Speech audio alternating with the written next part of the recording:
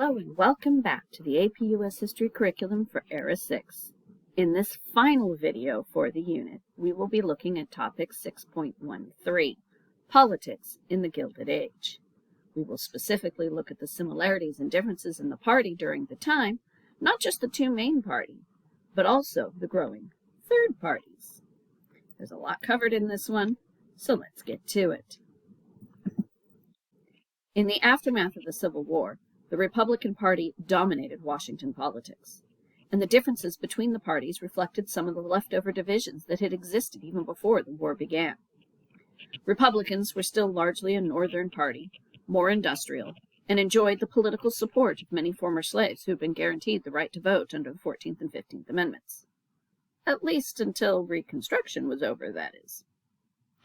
The Democratic Party, initially hampered by its ties to the failed Confederacy, was still largely a Southern party, believing in states' rights and seeking to reestablish something like the old order, which became easier after the withdrawal of troops in the aftermath of the Compromise of 1877. Neither party had a strong set of leaders or significant issues that they championed, so their only goal was to win elections and give out federal jobs to people that helped them to win office. The classic spoils system or patronage system that had been in place since the time of Andrew Jackson, and really even to some extent a little bit before. Still, the parties did have their differences, and the key issues that divided them were the tariff, war-related pensions, and civil service reform. In general, the Republicans supported high protective tariffs, which pleased the wealthy industrialists who could be assured of a lack of competition from foreign producers. Democrats opposed high tariffs, fearing that other nations would retaliate and institute tariffs on U.S. agricultural products, especially wheat and cotton, which the U.S. was exporting worldwide. This would reduce demand for American goods and likely send prices tumbling and profits down. Another key difference between the two parties was their position on pensions, specifically the pensions offered for Civil War veterans. Now, the idea of pensions doesn't seem like it would be a problem for most people, but the system as it existed in the late 19th century was rampant with abuse.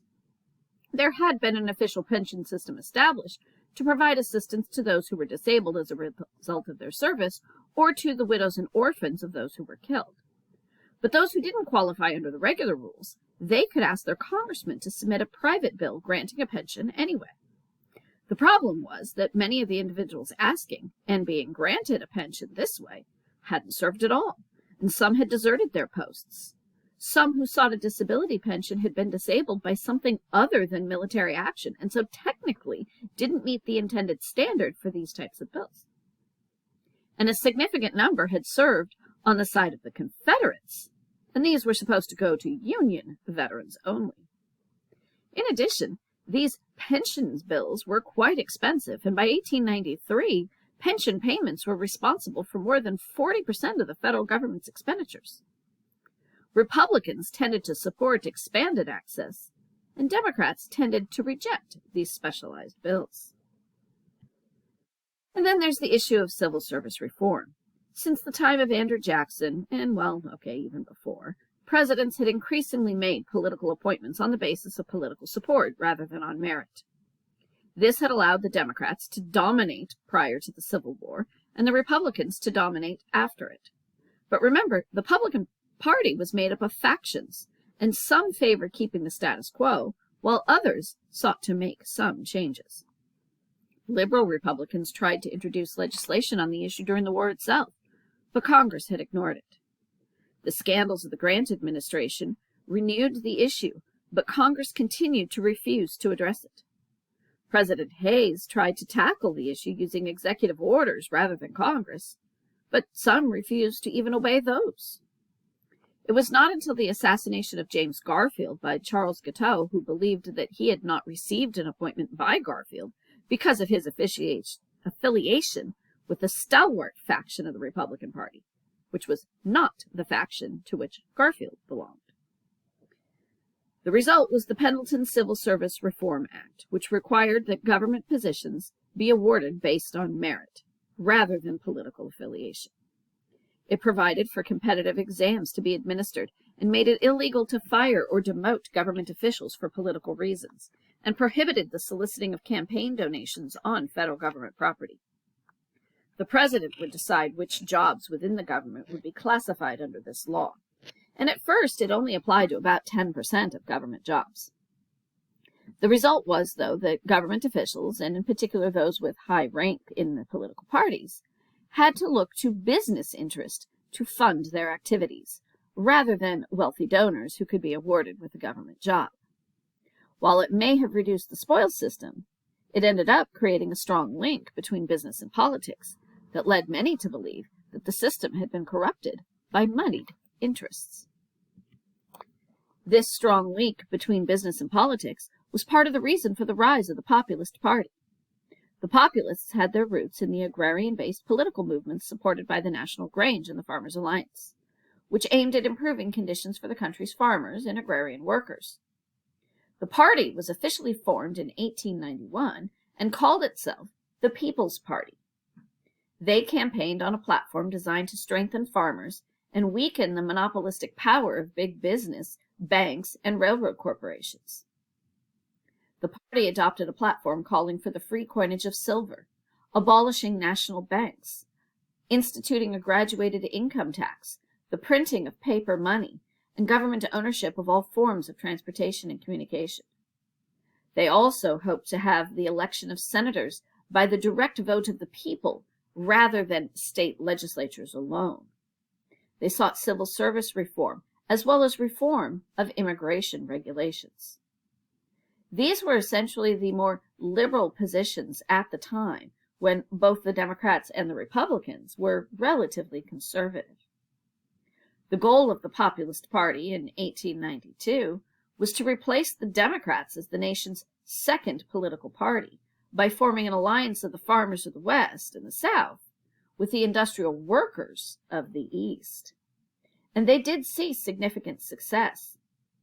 They nominated James Weaver as their candidate and did win 4 states, though it was not enough to elect him to the presidency.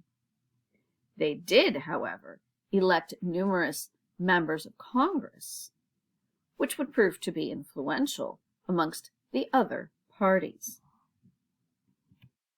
Now, we've mostly just focused on national level political issues, but there's really more to it than that. There were also problems with city politics as well. Political machines dominated local politics, and they did so because neighborhood bosses could deliver large blocks of votes by offering services like jobs or housing assistance, or even helping individuals if they were sick, or helping widows after the loss of the family breadwinner. The cities of this time period simply didn't provide these types of services to anyone, let alone to the immigrants and lower-class workers who most needed it. And many of these individuals were voters.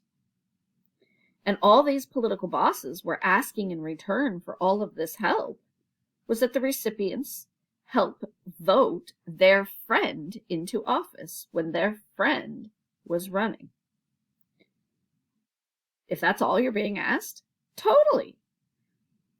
Bosses could then deliver these votes to candidates and then ask for political favors in return, including contracts for still more businesses who would then owe them more favors, or even kickbacks on the prices of contracts, the money that would be spent.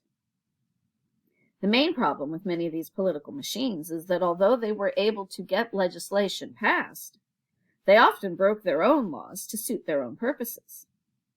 Sure, they awarded contracts to legal businesses, but they also awarded them to illegal ones, like gambling and prostitution rings. Often profits from these illegal enterprises would line the pockets of city officials. Voter fraud was also widespread, as political bosses arranged to have voter lists expanded to include a lot of phony names. Members of these political machines were then encouraged to vote early and vote often, traveling from polling place to place these illegal votes, giving a different name in each district. One district in New York at one time reported more votes than it had residents. And remember that the total number of residents would include children who were too young to vote anyway. William Boss Tweed, who oversaw New York's Tammany Hall, was one of the most notorious of the political bosses. Attention was brought to Tweed's corruption by political cartoonist Thomas Nast. His pictures were worth more than words to the illiterate and semi-literate New Yorkers, and exposed his corruption for the world to see. Attorney Samuel Tilden would lead the criminal prosecution of Boss Tweed, whose rule in New York finally came to an end in 1876. That action would propel Tilden into running for the presidency later that year, though he did ultimately lose the election in the deal that ended up ending Reconstruction. Mysteriously, Boss Tweed actually eventually escaped from prison and ended up in Spain, where he was spotted by someone who recognized him from Thomas Nast's cartoons. He was eventually extradited and returned to the United States, and eventually died in prison. But it wasn't just New York. Many major cities dealt with similar political machines and similar levels of corruption. Still, despite all this corruption and theft of tax dollars, these machines did provide benefits to the citizens, creating a very complicated legacy for the political systems of the Gilded Age. Well, that covers what you need to know for topic 6.13, Politics in the Gilded Age. Be sure to keep up with your reading, and I'll catch you in the next unit.